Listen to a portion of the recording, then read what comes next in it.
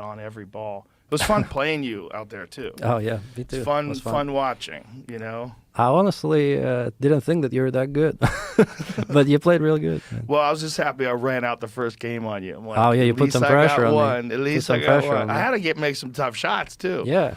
That's a tough table too. That 4 1/4 inch Yeah, diamond. That's not an easy table. No, it's not. Yeah, but I got excited. I was excited to play you because I don't get a chance to play. I play my friend Sean, but I don't get a chance to play like You beat real him? elite players.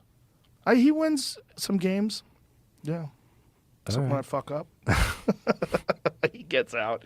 He gets out. He can win some games, but not like you. You know. Yeah. Well, I appreciate it too. Hey, my pleasure.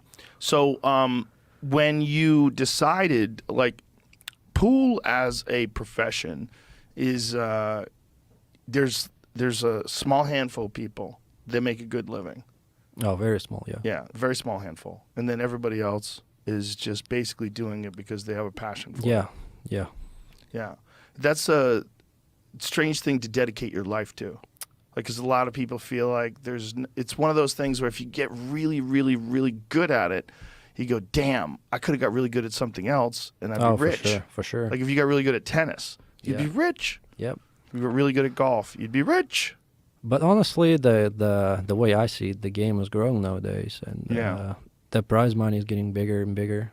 It is. Well, Matchroom Pool is doing a great job. They put on a lot of tournaments, and you could watch them on DAZN, the app, the streaming app. But it's an underappreciated game that occasionally blows up in America. Like when The Hustler came out, everybody wanted to play pool. And then there was like a lull, and then The Color of Money came out with Tom Cruise and Paul Newman, and everybody wanted to play pool. And pool rooms exploded all over the country, and it was on ESPN. But then slowly but surely, it kind of fades. And it's in a position now where I think the internet is really doing a good job of bringing it back. And I have some ideas of my own, what I want to do. And one of the things that I want to do is I want to host matches here. And me and my friend Tommy from the East Coast, who's a really good player, do commentary and put it up on YouTube.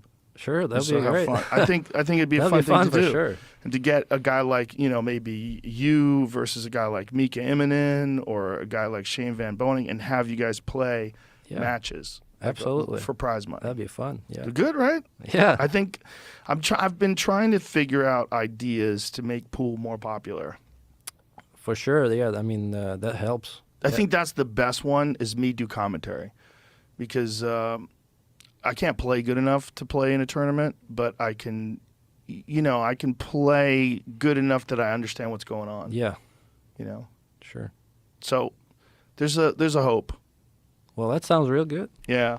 So when you first started going to Europe and playing, how old were you then?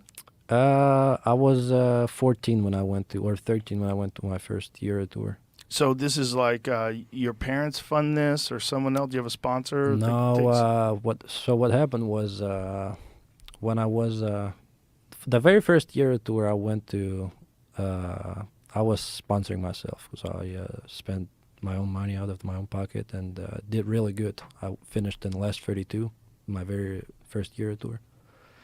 And then my father passed away when I was 13, and 2 years later, after like tough times, one guy. So I was always going to the pool room in Moscow, trying to hustle people.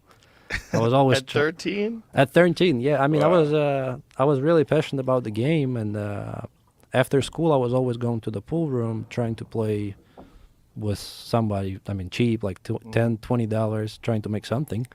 And also, it's good practice for me because, I mean, the more you play, the better you play. Yeah.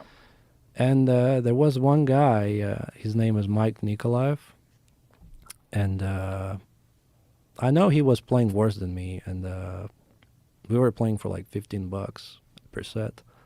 So I was going and, thinking that, it's free money, $45, win a couple of sets, and go back home. I get there, and I only had like $20 with me. I had no money. And I ended up losing all of the sets, all 3 sets. I don't know how it happened, but I lost everything, and I told him that I'll pay him later, and then the same evening, he messaged me. You know what? We have to meet again tomorrow. And when I came to the pool room, he offered me a sponsorship. He said, "I'll take care of you. You can pick whatever cue you want, and we have to plan your career. And if you really want to make it, then I'll help you." Really? Just one match? You played one set against each other? No, we played 3 sets. Three sets. I so lost 3 all sets. of them. Yeah, but even though you lost, he still saw so much potential in you that he wanted to sponsor you. That's interesting. Yeah. There was a lot of situations like this in my life, honestly, that I'm grateful, and it's absolutely amazing how it happened. After this, we started with some European tournaments. I went to Norway, Sweden, some Euro tours, and I wasn't really winning, but I had a slightly progression, and I was always practicing and trying to get better. And like I said, with Johan Reising coming to Russia as a national coach at the same time, that was perfect timing, because Mike told me that we can possibly work with Johan individually later on, which happened, and that's how it all started. That's so fortunate. Yeah, it is. Isn't that crazy how that works? How one encounter with someone can change your entire life. Oh yeah, Mike and his brother Vladimir, they helped me so much, and it's crazy how it happened. Then we went to Derby City Classic. People saw how I play, and then How old were you then? 16. 16 at the Derby City. So Mike, They wouldn't even let you in this year, right? I think you have to be.